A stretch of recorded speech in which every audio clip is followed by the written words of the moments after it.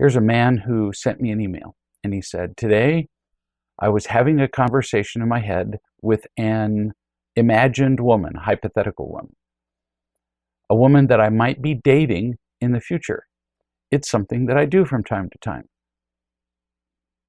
Never would have thought of that. That's actually a really great idea. What a great preparation, an opportunity to practice who you're going to be when you meet this person. I'm impressed. Cool thinking. You continue, but today something was different. In the conversations I've had in the past, I would usually be right in some way, or I would try to be who she would want me to be so that she'd like me, or it felt like I was trying to negotiate a proverbial minefield correctly, which is why people find dating so tedious or frightening or both. You just described the agony of dating quite well, and no wonder you've done that in the past, because that's kind of normal for dating. You say, this time I decided that I was not going to have sex again until I was married. And I told her that. Why? Everything in real love has made me happier. And real love teaches that in dating, sex is really distracting and confusing. Sex gets in the way of figuring out what your relationship really is. Then I informed this hypothetical girl of my decision. I said that having a sexual experience was far less important to me than having the right kind of relationship, the most fulfilling kind of relationship there is, the kind that is founded on real love, and that I was not willing to risk missing out on that just to have sex. And I told her that if she wanted the most gratifying relationship she could possibly imagine, better than she'd ever had, and if she was willing to learn how to get to that kind of relationship, if she was willing to learn about unconditional love for her own happiness, not just to please me, then I wanted to learn to have a relationship with her.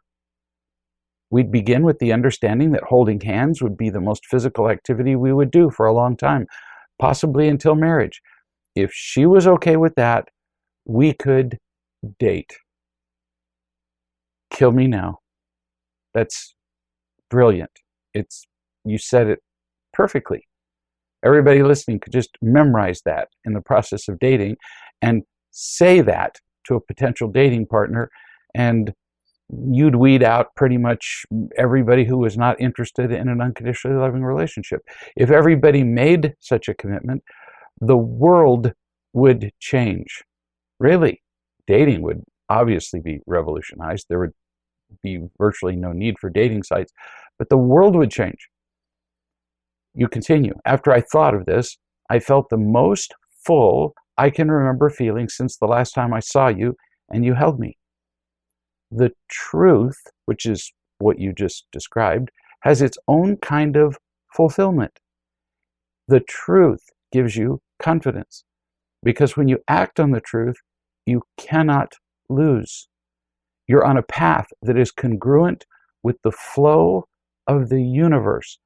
With the truth, you tap into the power of everything else that is true, which is, the whole universe. Pretty much the only aberrations from the universal truths that fill the universe are, us, human beings. You say, I realize that I'm trusting you and can feel loved because of it. The idea of me wanting to use porn, for example, which I've done in the past, more than feeling like this is just as stupid,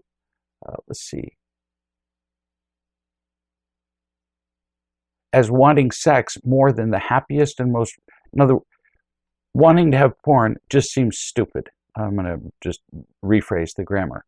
It's as stupid as wanting sex before having a great relationship. It's just insane to want anything that could possibly replace the happiness in a great relationship. Yeah, it really is. That, as you perfectly stated it, is why we follow the laws of happiness. Because when we follow the truth, when we listen to true principles, when we live by them, we are guaranteed, just like when we follow any other law in the physical universe, it has a guaranteed outcome. We're guaranteed to be happier. It's a certainty.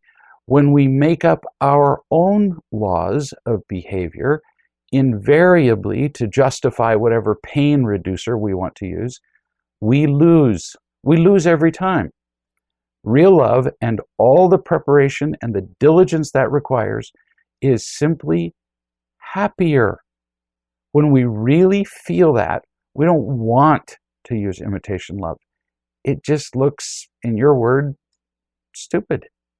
And by the way, you are brilliant.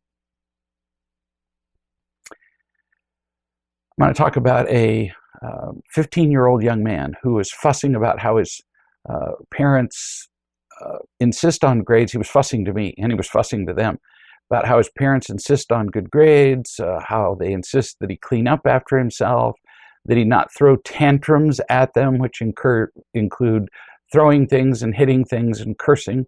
In other words, they're teaching him how to live happily. And I was asked a bunch of questions by him about their standards. And I supported the parents' standards every step of the way in the email that he sent to me, because they were teaching him to be happier. And I copied the kid.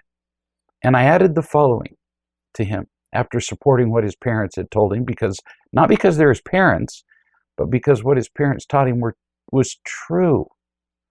I said, I want to emphasize to you, this could be said to any young person. He happens to be a 15-year-old boy, it could be anybody, that I'm not trying to make your life hard.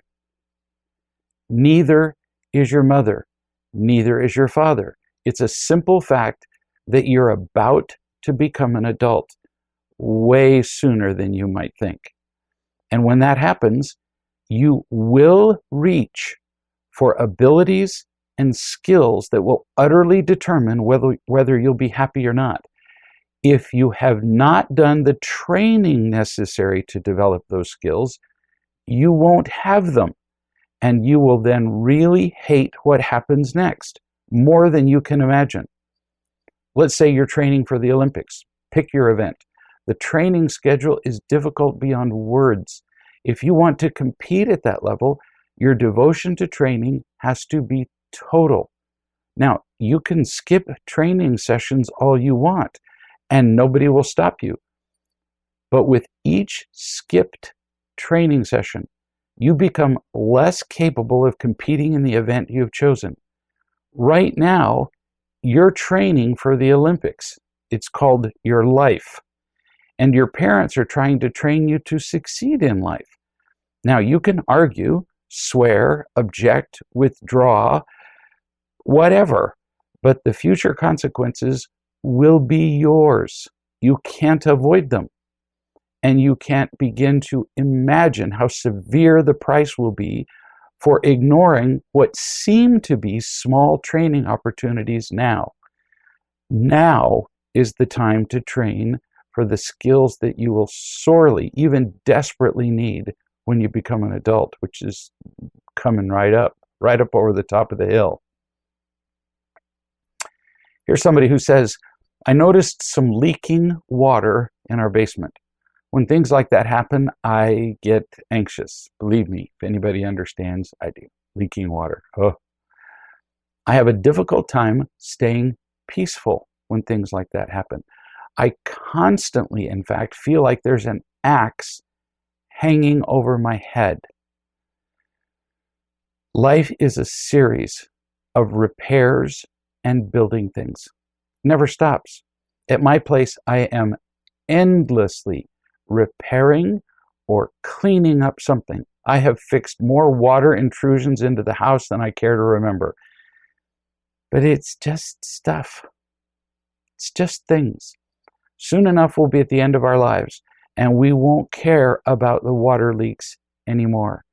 We'll care about what we learned about loving and connecting. Keep that in mind now, while you do have to take care of water leaks and the other many apparently mundane tasks of life. Focus on finding love, trusting it, remembering it, sharing it. And then he sent a follow-up email. He said, hearing what you said was so calming. You taught me to just keep going. Just do what needs to be done without a sense of crisis. This is not something my father ever taught me. I recall him fixing a leak in the attic by putting a cake pan under it. Then when the cake pan filled up, which of course it would, then he put a siphon hose in the cake pan, down to a bucket below. The pan and the hose are still there decades later. It's a way of life for him. I have hated that part of me, hated him for teaching me that way. There are about 10 things like that around my own house now. As Andy Dufresne says in The Shawshank Redemption, if you haven't seen it, I recommend it. He said, get busy living or get busy dying. Just all learning. Way to go. Good observations. A man called me. New subject. He and his wife had tolerated a mediocre to lousy relationship for many years. They came for an intervention and learned from scratch, from nothing, how to love each other. He said that a few days ago, many weeks after they'd been here, they started blaming each other as they used to do in the old days. He realized in his head that this was what they had always done, and he didn't have to do that anymore. So he said to her, let's just stop this. That's beautiful. They're in the middle of a fire, and he said, no, let's just stop this. It's ridiculous. I'll be truthful with you about my own mistakes. That's how I choose to stop it. He says, it took great courage. She was utterly disarmed, and she quit blaming me and chose to be truthful about her mistakes. He said, we talked for 4 hours. It was the best single experience of my life. How cool is that? If the old ways didn't work before, they're not going to work now. We have to leave them behind. And we don't have to repeat, as this man learned, the past again and again, doing Groundhog Day over and over. This one man alone is proof that we don't have to repeat the past. Beautiful example to all of us. I know a woman whose marriage was a disaster, worse than that. It's like an unending circus, a hurricane. He was angry all the time, and then she'd cry, and then she'd get angry, and she'd attack. It was drama times 10 all day. They came here.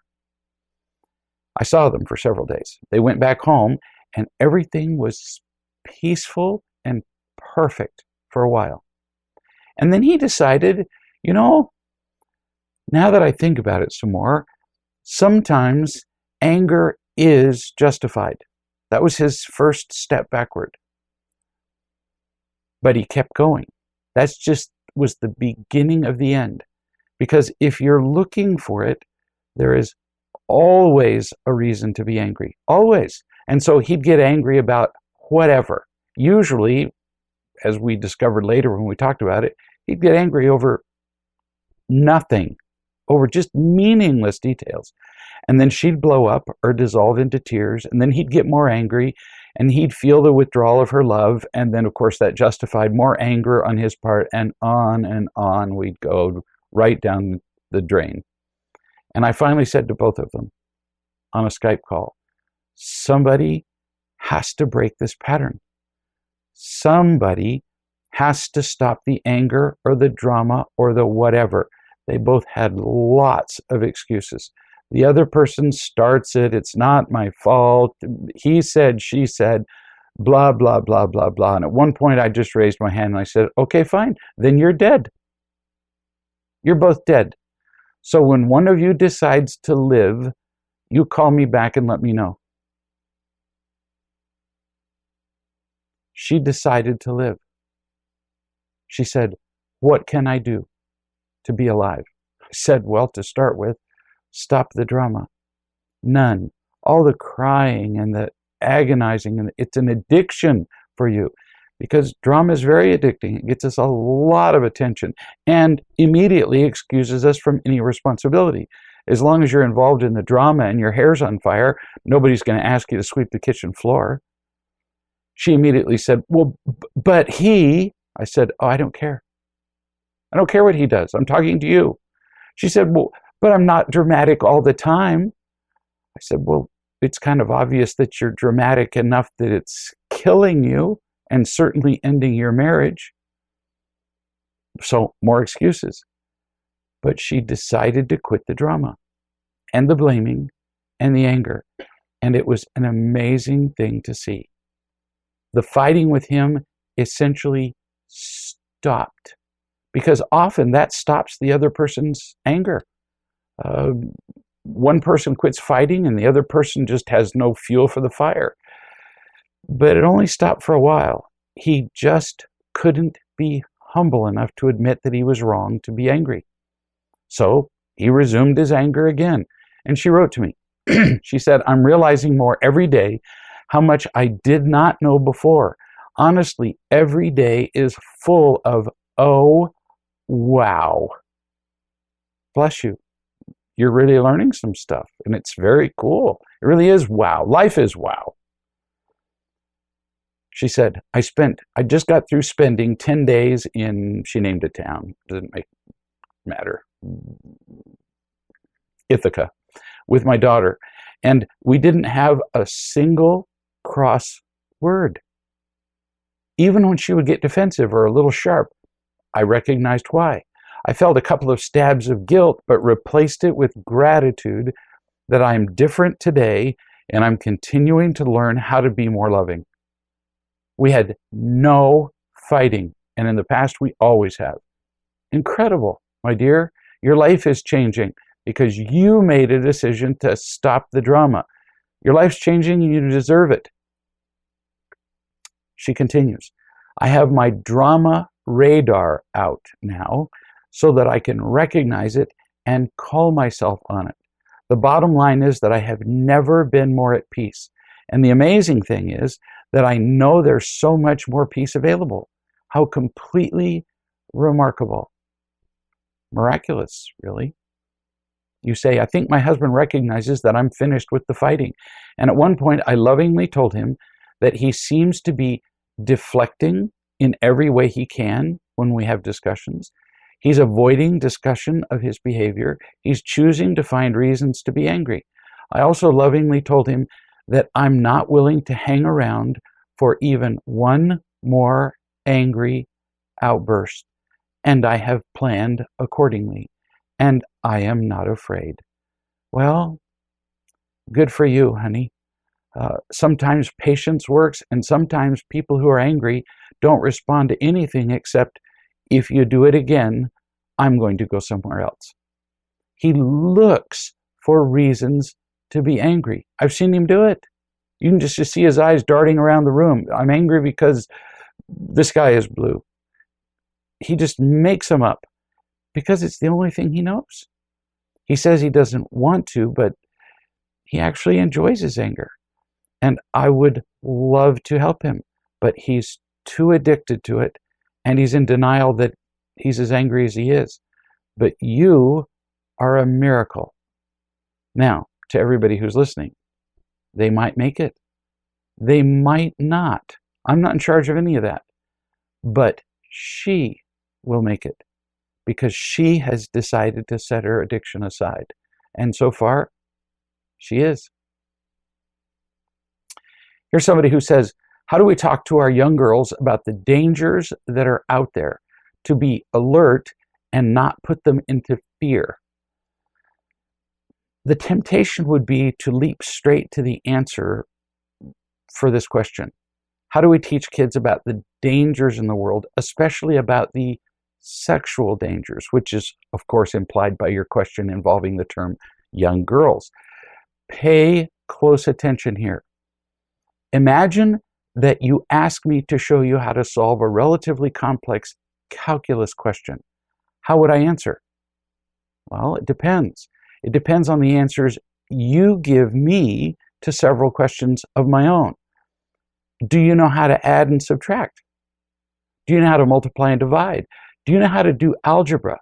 That means, doing algebra like breathing, because that's what it takes to do calculus. Do you know how to do trigonometry? Again, like you would breathe, because algebra and trig are the alphabet for calculus. If your answer is no to any of those questions, then I can't answer your question about calculus. Can't. You wouldn't understand it. Well, I could answer it, but you wouldn't understand a word. And it's the same with questions about how to teach kids about danger, sex, drugs, and stuff that requires a thorough understanding of love, loving, responsibility, relationships, all the stuff that generally we haven't taught them anything about. Then we wonder how to teach them about the complicated stuff, like sex or drugs. The reason it becomes impossible is because they don't have the background. It is impossible to teach them about those complicated subjects. And I'll illustrate more about this in a minute. You continue. I was brought up with the term stranger danger. Oh, I remember that term too. And I was constantly in trouble for talking to people who were strangers. I was told to stay alert, that there were dangers around the corner. And when you walk to your car, be alert, look around constantly. Don't walk at night alone. Don't go into dark alleys or bad neighborhoods.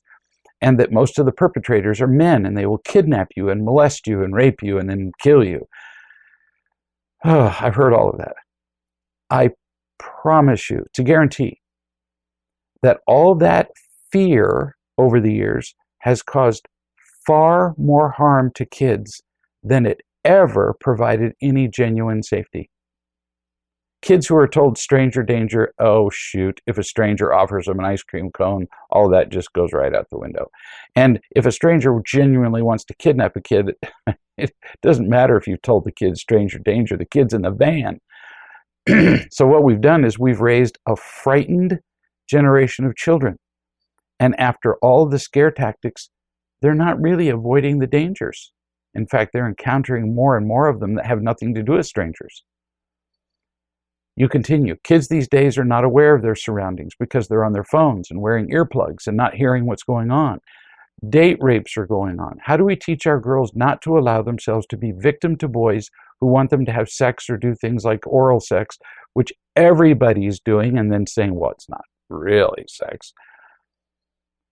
Kids are having oral sex in stairwells in middle schools all over the country. No kidding. And in some cases, elementary schools.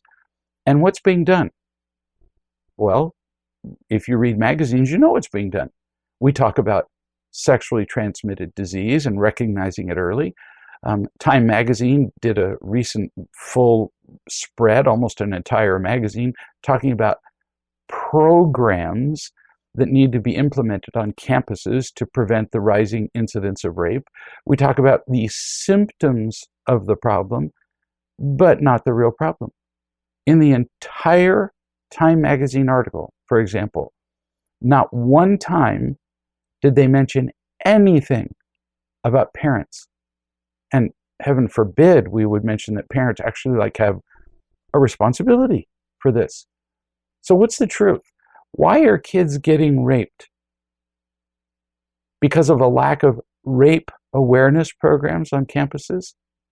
That's like saying that a country is starving during a drought because of a lack of drought awareness programs. Well, that's just crazy. Instead of realizing that there's a lack of water, which is the real problem, and there's a lack of drought-resistant crops, and a lack of carefully planned system of crop storage and crop rotation and picking crops that can be stored, and on, things that have to do with water, not drought awareness. Everybody knows there's a drought. It's about water and how that affects what we do and what we grow. Same with kids. Kids are getting raped, not because of a lack of awareness, but for two reasons, almost without exception. One, the men. Now, a bit of a stereotype that they tend to be the perpetrators, but there's a reason for the stereotype. Mostly it is men who perpetrate the rapes were not sufficiently loved as children. Let me repeat that. The men who perpetrate the rapes were not loved as kids. Men, how do I know? Because men who feel loved, fulfilled, who were taught to be loving, and who are responsible, all the ingredients of happiness, in case you didn't recognize it, do not rape people. Ever. I'm not kidding. And yet, who's talking about this root cause? Other than on this video chat and in the Real Love books, I'm not aware of anybody who's talking about it. 2, the women. Again, stereotypical, although increasingly men are being raped.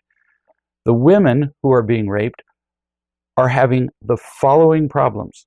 And I know hundreds of these women with all the details of their stories. So I know what I'm talking about. These problems may be present one at a time with a given rape victim or in combinations. A, with women. They were, again, surprise, not sufficiently loved unconditionally as children. So they feel worthless. They feel without value, without a purpose or role in life. And so they are absolutely huge targets for men, most of whom in the beginning did not plan to rape anybody. So these men begin an interaction with this particular woman who lets him do just about anything he wants. Why? Because she feels worthless and she's dying for the attention. Very powerful attention when someone is sexually attracted to you. And then at some point she becomes frightened and says no. But by that time, he's lost his brains. His thinking is controlled elsewhere, which is not to justify it. And then it goes too far in moments and poof, we have a rape. B, with women. They were, again, not sufficiently loved unconditionally as children, so their pain is unbearable. They look to numb their pain with, say, alcohol or drugs. Do you have any idea how many rapes occur under the influence of alcohol or drugs? It turns out it's way more than 50%. I can't tell you how many rape accounts I've heard begin with this. We walked into a bar. You just set yourself up for a disastrous experience. Again, not justifying what any man might then do. But men don't think with their brains around women under the best of conditions. So how do you think they do when they're drunk or stoned? If you're a woman and you drink around men who are drinking, the only word I can think of is stupid.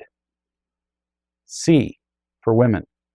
Surprisingly, it starts with they were not sufficiently unconditionally loved as children, so their pain is unbearable, and eventually they numb out and feel barely alive. They start doing things like cutting themselves. They look for increasingly risky activities to create a feeling of being alive. And sexually risky behaviors are among those activities. And the difference between being seductive with a guy and being raped can be razor thin. Often the difference can't even be seen later on. D, for women. Reasons that women get raped. Again, it begins with, no shock, they were not sufficiently unconditionally loved as children, so their pain is unbearable. And then they, whatever, and expose themselves to sexual experiences. They're willing to do whatever. One guy says to a particularly starved and girl who's in pain, says, "Give me sex in a stairwell." And she says, "Okay." Because she has no sense of even being alive. Even though she feels pressured, she says, "Okay." But she agrees and then later feels violated. Well, sure, because she didn't know what she was really agreeing to with all the emotional and spiritual and physical consequences. But the beginning of it was simply not enough love. The writer of the question continues, with all this fear I was taught, with all the fear that I was taught, it's no wonder that I also feared men. And that had an impact on my relationships because men hurt us. And I'm sure this has been an obstacle in my trusting. So how can I love and teach our young girls differently? Honey, you have to start with adding and subtracting. You first have to teach them what real love is by loving them and by creating an environment where they trust you. And then you teach them that only that kind of love, the kind of love that you're giving them, lasts. Only that kind of love is fulfilling. Until you make that possible for a kid, preferably at a very young age, telling a young girl not to have risky sexual experiences or not to drink or use drugs, which increases the incidence of rape, is absurd. You're telling them not to use one of the most potent forms of imitation love that's ever existed. Without real love, they will use imitation love. We all do. And sex is just one huge circus of imitation love and pain relief. So telling a kid about the dangers of sex or life is crazy without their feeling loved. Like trying to teach calculus without their knowing addition and multiplication. But what if a kid does know what love is? Then it's easy to show them how kids use each other for pleasure and power. I've had many opportunities to teach kids this. And when they understand love, they can see it in their friends just like that. Ask the kid how happy their friends are as they're constantly hooking up, breaking up, getting drunk, getting sexual diseases, getting pregnant, having sex on the stairwells, and so on. They can see that their friends are not happy, but they can only see it if they have been truly happy themselves, usually at home. If they're loved and happy, then you can show them the hollowness of sex and other dangers. You can watch movies with them, for example, and pause the movie to ask them what they understand about what they're watching in that scene. You can ask them to tell you what their classmates are doing and saying, but you don't have a prayer of getting a real answer from them unless you've prepared them by loving them. And then they're doomed. You continue. And how do I talk to girls about sexuality? My husband and I regularly interact with a 14-year-old girl who is confused about her sexuality and is testing the waters. Girls her age throw out a lot of words like, I'm bi, I'm gay, I'm bi-curious, I'm transgender, or I'm pansexual. This particular girl has changed her look, which used to be feminine, to now looking and dressing like a male. In the dynamics of her household, her younger brother gets all the attention as an athlete, so I'm not sure if she thinks that if I look and act more like a boy, maybe I'll get the same attention. She's tried sports like wrestling and football and is currently the water boy for her brother's midget football team. So not sure if this could be part of it or if she does think she might be attracted to girls. She's on a kick of supporting gay rights now and joined a lesbian and gay group in the high school. This young kid, honey, has no idea what she even is, or what she wants, or who she's attracted to, or most importantly, who she is. Without a foundation of real love, she's lost and confused. She'll try anything to feel accepted, or important, or alive, or have a role. And now the choices are infinitely greater than when I was a kid. None of these things existed. Now, if you're unhappy, something has to change. Now, you could choose to find love and change your perspective on the world and learn to feel loved and be loving and be responsible. But if you've never seen real love, those choices don't exist. You really don't have free will if you've never seen real love. So what could you change if you're lost, confused, and miserable? Oh, you could move to another town. Not very practical if you're 14. You could study hard in school and open up your possibilities in life. Nah, it's too much work. Much easier to simply, change my gender or my sexual preference or anything dramatic, since we're most of us addicted to drama, that doesn't involve real work. Show up at school and say, well, I've decided I'm bi. I've decided I'm transsexual. Poof, you're instantly the focus of attention. So kids fantasize. They want a magical cure. And boy, do they get attention if they suddenly announce that they're going to change gender or sexual attraction. So they do.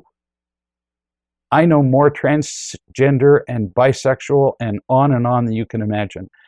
And so far, I don't know one who is deeply contented, peaceful, and happy. I wish I could tell you an exception. I don't know one. I don't know one who has lasting, rich relationships. Forget about it. They don't know who they are, even. So you want to have a conversation with this 14-year-old or any child, you have to teach them to add first. They have to know what it means to feel loved. And very few of us are willing to go to those lengths. Very few of us are capable of teaching a child how to feel loved. We'd rather just fret about it, fuss, worry, give them sex education, or say with the most hollow shallowness, oh, well, I'll just accept you whatever you choose. And that mindless acceptance, because without unconditional love, it is mindless, is not the same as unconditional loving, which requires time and effort and teaching and guidance. Long answer to your question, but the process of raising a child is long and effortful. There are no cheap, easy solutions. Changing the subject quite a bit. Sylvie's story. From transgender and sex and stairwells to Sylvie, who's 5. Her mother says, when it was TV time in our daily schedule, Sylvie said, Bruce, do you want to watch Dino Trucks? I'm trying to learn to like it. I cannot imagine being this generous at that age. Her mother says she really doesn't enjoy watching Dino Trucks, but she offered straight out without him saying a thing. What a darling thing it was to see. That is an example of unconditional love. I would be happy to learn to watch a show you like. Lovely. How many marriages would be different if either partner was as smart as a 5-year-old? Here's a school teacher who says, on Wednesday, I bought a box of chocolates for the students for each class. I never had a teacher buy me a box of chocolates. They appreciated it, but then the next day, one of the students who was absent on the chocolate day, Wednesday, complained that he didn't get any chocolate. Immediately, I felt sorry for him, and I said I would bring another box of chocolates the next day. He was happy, and so were some of the other students who had been there on Wednesday because they thought I meant to bring it for everybody, like last time. But that wasn't what I meant. I meant to bring chocolates only for the students who were absent. And after the class, I regretted what I said. I would imagine you did. You offered an unconditional gift, or at least it appeared to be, on Wednesday. You meant it to be unconditional, and also only for that day. But then a student essentially threatened you with disapproval. So now if you bring chocolates, it becomes a bribe. You were afraid of what he'd think of you if you said no, which is why you now regret it. You continue. In fact, I don't like to bring chocolates for those who are absent. If they were in the class, they'd get it, but if they're not, then they miss out. Now I feel if I bring chocolates next time, it's not real love because I don't really want to do it. Good for you. It's not unconditional love unless it's freely given. You say, on the other hand, the boy is very happy that I promised to bring the chocolate. Well, yeah, you bought his conditional approval. You say, I like him so much and I'm sorry that he doesn't come to the class so much anymore. And I'm happy that he likes my chocolates, but still I don't want to do this. And I don't know what to do with the promise that I made. What do you think? Now, many people would say, oh, well, if you made a promise, then you have to keep it. But see, the whole reason for gathering information in life is to change our decisions. What messes we make when we buy people, just like this. So what do? You just say, I made a mistake. Just admit it. You wanted to bring the chocolates the first time, but that was for that time. If people chose to miss class, they chose to miss the chocolate. In your desire to care about them, you agreed to bring chocolates to those who'd missed out on them. But then you realized that you made a mistake. Just tell him that, and you're done. And if he whines, he just proves all the more that you bought his conditional love.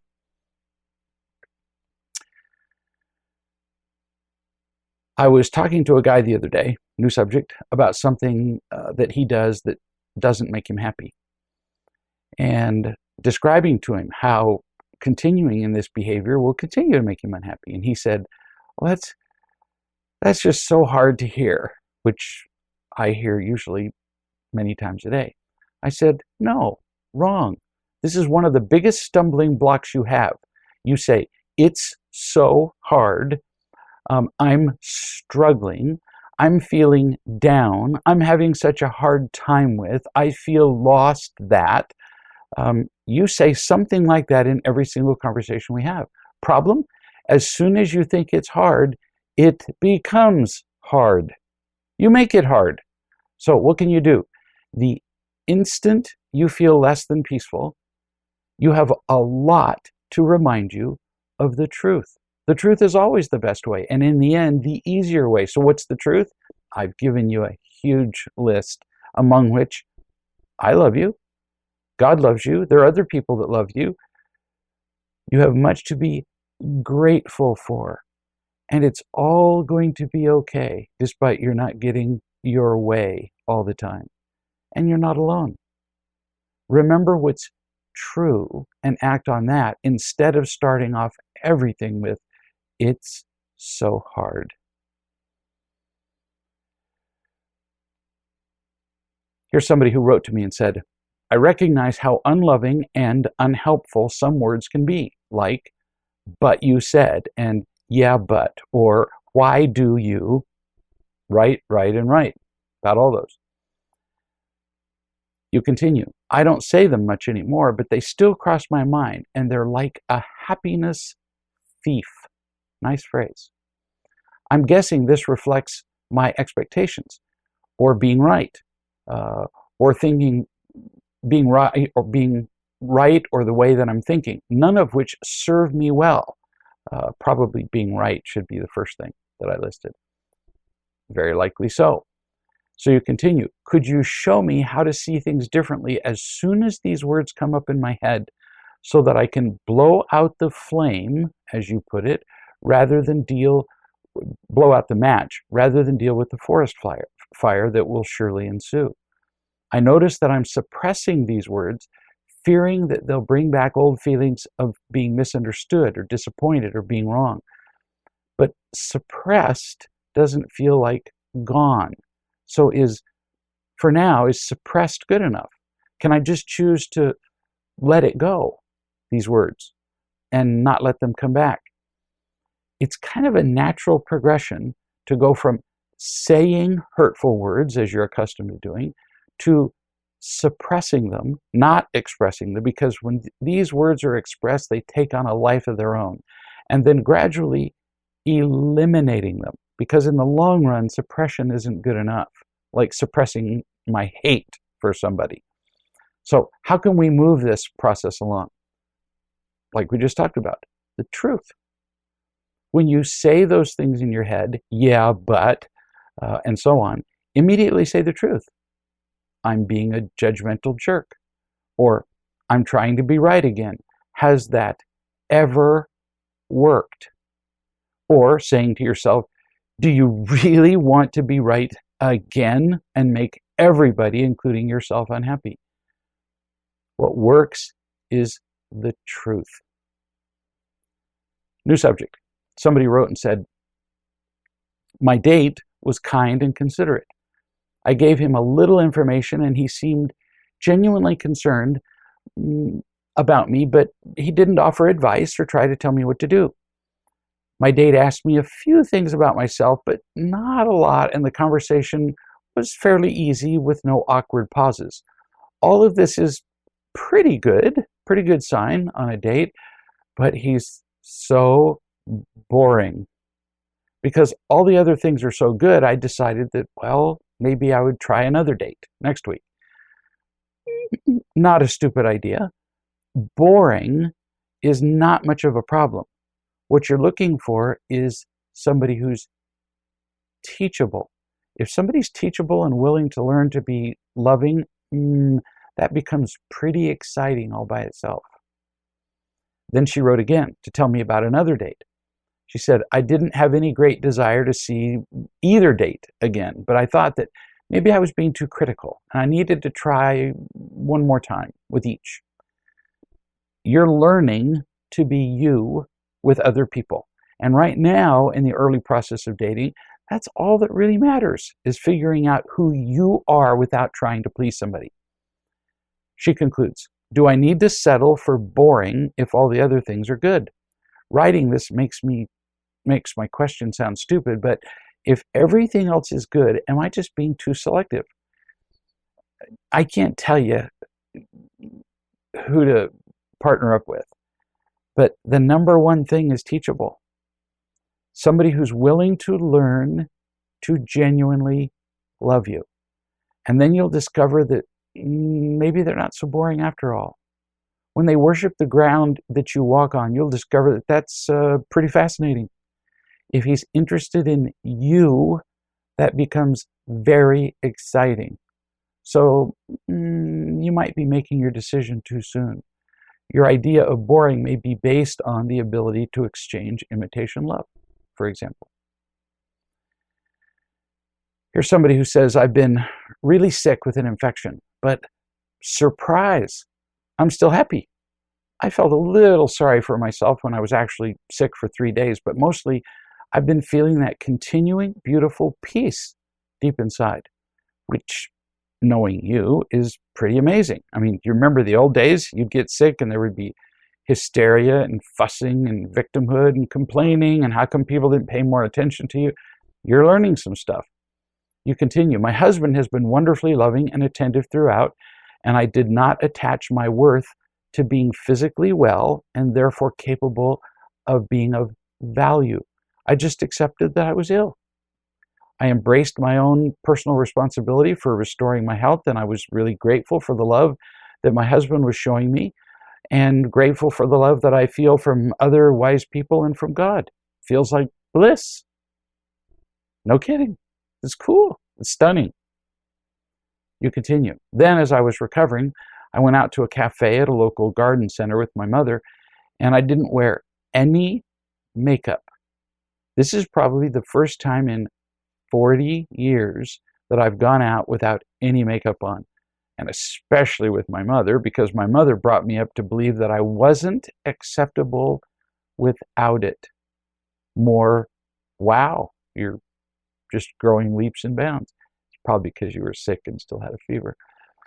You said, I simply felt too weak to bother to apply it. Well, there's some justification there then. What's even more wonderful is that she didn't comment on my looks. Given that my mother was the one who made over 30 comments about looks that I counted in 1 hour in a recent conversation, this is pretty big stuff for her and for me. Apparently, honey, she's feeling something from you, something loving, and it's freeing her up from her old behaviors. As we become more loving, the people around us are affected. They feel more peaceful. They like unconditional love. You continue. So, buoyed up by that experience, I attended Real Love Group that evening in my oldest, scruffiest clothes, and again, no makeup. I probably looked a little bit like death warmed over because I still had the pallor of illness, but the feeling of freedom was huge. I felt complete acceptance. As Donna would say, freedom and joy. It's lovely. You say, I think that my dad's death and my illness have been the perfect set of circumstances to allow my mother to drop her judgments and to see what is really important to her. And for me to have too little energy to even care what I look like. I think you're right. And again, back to she's feeling something different from you. You continue, yet another little chunk of my identity, or what I thought was my identity, has dropped away. I don't believe any longer that how I look is of any importance to who I am and how lovable I am. I feel so free. It's been worth everything it took for you to get to this place. I hope you appreciate the miracle of your own faith and trust. Here's a mother who writes, I'm sitting down before I fall over. You might want to sit down too. I just got off the phone with my youngest daughter, who's 18. I've been traveling, so I've only seen her once in the past 3 weeks. I think somebody has switched bodies. Somebody else is in her body. When I left for my trip, she was still shuffling papers around and muttering about handing out CVs for jobs and making a bad attempt at pretending that she was looking for a job during her, quote, year off, end quote, while she researched possibilities for applying to colleges. She was also getting spells of not being able to breathe at night, which had the feel of anxiety attacks. That seems like a virtual certainty considering everything else you're saying. She was lost and confused and frightened, and that would certainly be enough to bring on anxiety attacks. You say, I remembered you telling me recently, in other words, I told the person who's writing this, I trust you. You can do this. So I decided if you can trust me, I can trust her. So I told her the same thing, that I trusted her because it was true. And I refused to listen to her victim-y, entitled protest that she couldn't do anything and needed lots of help. I did add that her living allowance, everything I'd been giving her financially, would stop at the end of the month. I called her and she chattered like a monkey, saying that she was preparing her clothes for work tomorrow. While I was away on my trip, she applied for a no-kidding, grown-up, full-time job, did interviews, turned one down, and is now in week 2 of her job working alongside university graduates. Unbelievable. From helpless and whining to a full-time real job.